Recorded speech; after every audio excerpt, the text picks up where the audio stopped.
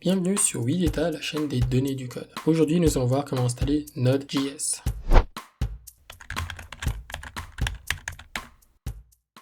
Et avant de commencer la vidéo, si c'est la première fois que vous venez sur cette chaîne, sachez qu'on fait des tutoriels en statistique et en programmation. Si vous aimez ce qu'on fait, n'hésitez pas à liker la vidéo et vous abonner. Ça aide la chaîne à grandir et ça nous encourage beaucoup. On reprend la vidéo. Alors qu'est-ce que c'est Node.js? Alors comme c'est écrit ici, c'est un environnement qui va vous permettre de pouvoir lancer du JavaScript, qui est open source et qui peut être utilisé sur de nombreuses plateformes, donc Windows, Mac, Linux, etc. Mais j'aimerais noter que contrairement aux autres langages de programmation, JavaScript n'est pas téléchargé, JavaScript est déjà de base sur votre ordinateur par le biais des navigateurs. Donc ici ce qu'on va faire c'est installer Node.js. Donc du coup ce que ça va nous permettre de faire c'est pouvoir utiliser JavaScript en dehors du navigateur pour pouvoir faciliter le développement web. Donc qu'est-ce que JavaScript, vous me direz? Donc JavaScript, ici vous allez le reconnaître par ce logo. C'est un langage de programmation qui est utilisé dans le web, donc sur vos pages internet. C'est ce langage qui va vous permettre de pouvoir avoir une interactivité. Pendant très longtemps ça a été le seul langage viable à pouvoir tourner dans un navigateur web, parce que si on prend d'autres langages classiques comme R ou Python par exemple, il n'y a pas la possibilité de pouvoir tourner dans le web de base, et pour pouvoir créer une application web, on était obligé d'avoir un serveur qui allait faire tourner notre code R ou Python, et d'avoir une interface qu'on va appeler front-end qui va nous permettre de pouvoir faire tourner du JavaScript.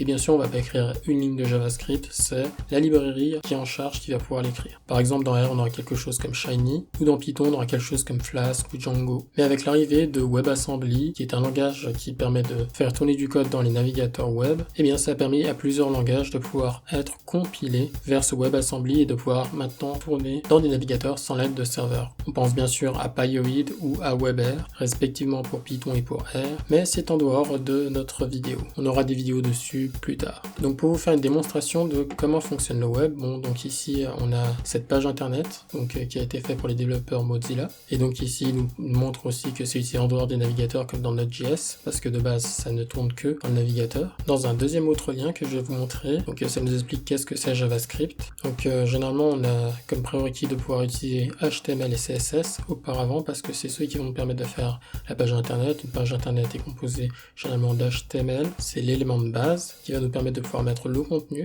puis ensuite le CSS peut s'ajouter pour pouvoir mettre du style, et pour finir JavaScript va être là pour ajouter toute l'interactivité.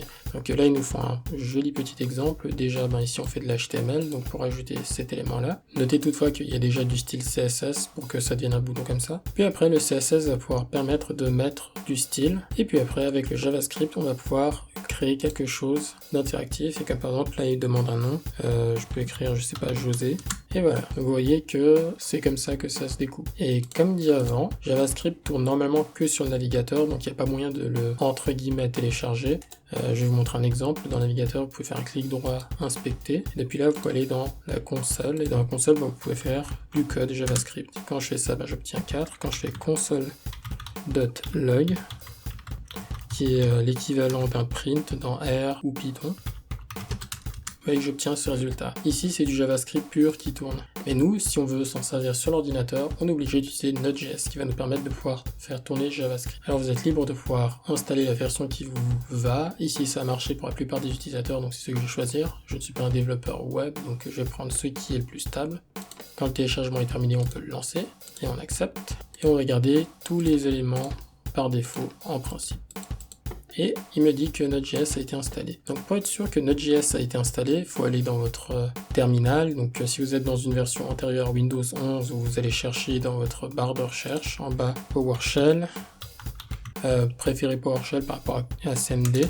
Mais sinon, si vous êtes dans une version plus avancée, vous pouvez aller directement dans le terminal qui devrait vous ouvrir PowerShell de base. Sur Mac et Linux, je pense que vous savez comment ouvrir votre terminal. Et depuis là, pour être sûr que Node a été bien installé, vous appuyez vous écrivez Node-V pour la version, et vous avez votre version qui va apparaître. Donc avec ça, on est sûr que Node a été installé, et avec Node installé, on va pouvoir lancer du script JavaScript directement sur notre ordinateur. Et vous allez voir que pour du développement web, ça va beaucoup nous aider. Alors on va juste retourner rapidement ici, donc on a installer Node.js. Alors pourquoi nous, en tant que statisticiens, data scientist, le public principal auquel je m'adresse généralement dans mes vidéos, on aurait besoin de quelque chose comme Node.js, sachant que c'est pour le web development. À un moment donné, vous serez amené à traiter avec de la technologie web, que ce soit HTML, CSS ou même le JavaScript en tant que tel. Et c'est toujours bien d'être muni de ce genre d'outil Node.js qui vous permettra de pouvoir faire des tests, mais aussi de pouvoir découvrir cet aspect. Vous serez amené à communiquer avec de la technologie web lorsque vous allez faire du web scraping, que ce soit avec des requêtes HTTP ou lorsque vous allez faire de l'extraction d'informations dans les pages web. C'est bien de pouvoir avoir ces notions et de les comprendre. Mais aussi lorsque vous allez créer des sites web, lorsque vous allez créer des dashboards ou toute chose qui sera interactive et qui va tourner sur une page web. Donc c'est pour ça que je trouve que c'est important d'apprendre ce genre de choses, même si le but n'est pas de devenir un vrai web développeur qui va demander énormément d'efforts et énormément de travail. Maintenant, avant qu'on se quitte, je vais vous présenter notre page web.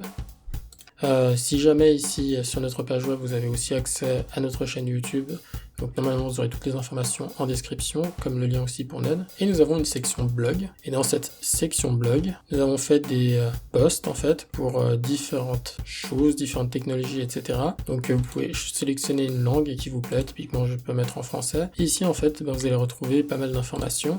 Et par exemple ici c'est un post que j'ai fait parlant en fait de ressources pour pouvoir apprendre différents langages de programmation en ligne et gratuitement. Et on a plein d'articles comme ça donc qui vont parler de nombreux sujets en programmation ou en data science. Merci d'avoir suivi, j'espère que cette vidéo vous a plu. Si vous avez des questions, n'hésitez pas à les mettre en commentaire, n'hésitez pas à liker et à partager la vidéo, ça nous aide à pouvoir progresser. Et bien sûr, n'hésitez pas à vous abonner si le reste de notre contenu de notre chaîne vous intéresse. Et bien maintenant on va se quitter, et en attendant de se revoir dans de prochaines vidéos, portez-vous bien et à bientôt.